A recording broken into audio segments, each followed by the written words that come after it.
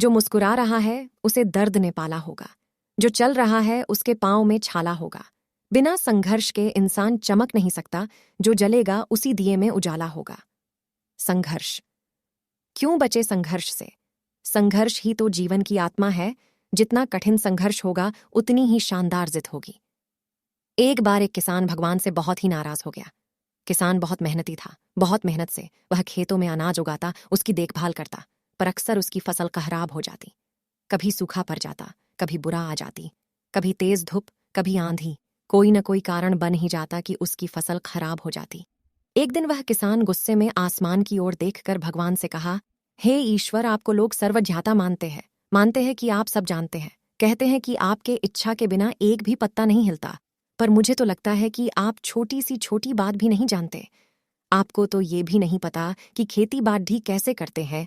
अगर आप जानते होते तो हर समय जो बाढ़, आंधी और तूफान आते हैं वो कभी नहीं आते। आप नहीं जानते कि कितना नुकसान उठाना पड़ ढाता है हम किसानों को। यदि आप मेरे हाथ में यह शक्ति दे दें कि जैसा मैं चाहूं वैसा मैं मौसम कर दूं, फिर आप देखना, मैं अन्न के भंडार लगा दूंगा। भगवान इस किसान के तीखे वाक्य सुनकर मुस्कुरा रहे थे और वह किसान के सामने प्रकट होकर बोले, मैं आज से तुझे यह शक्ति देता हूं कि तुम अपनी खेतों पर तुम्हारी जैसी इच्छा ही तुम वैसा मौसम कर दोगे।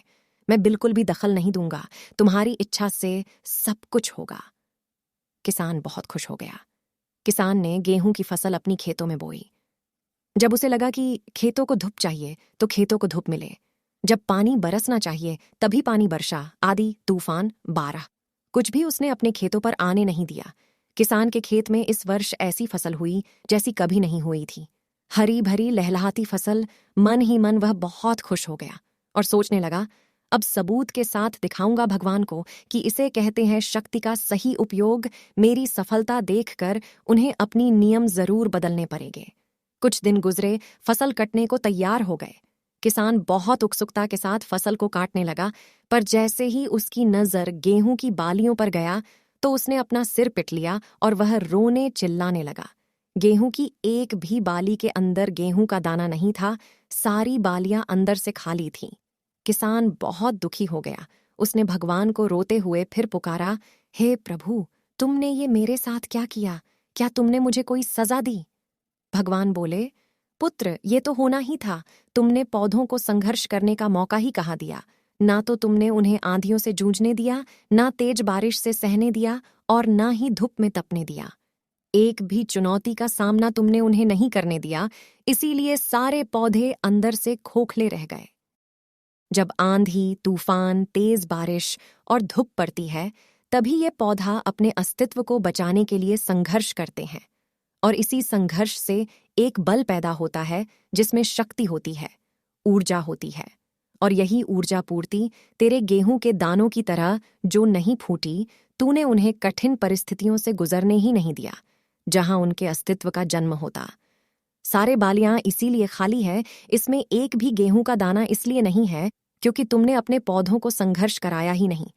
याद रखिए, स्वर्ण में सवर्णीय आभा तभी आती है जब वह आग में तपने, गलने और हथौरे से पीटने जैसे संघर्षों से गुजरता है। कोयले का टुकड़ा हीरा तभी बनता है जब वह उच्च दाब और उच्च ताप की मुश्किल परिस्थितियों से गुजरता है।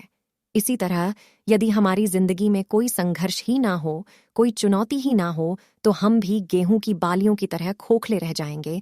कोई अस्तित्व नहीं होगा हमारा। विपरीत परिस्थितियां, चुनौतियां, समस्याएं हमें और अधिक निखारती हैं। यदि जीवन में कठिन परिस्थितियां और चुनौतियां आए तो घबराना मत, बल्कि सामना करना। विश्वास करना कि आप और अधिक निखर जाओगे और अधिक मजबूत बन जाओगे। किसी ने कितना सही कहा है, जिंदगी जीना आसान नहीं होता, बिना संघर्ष कोई महान नहीं होता। जब तक ना परे हथौरे की चोट, तब तक पत्थर भी भगवान नहीं होता।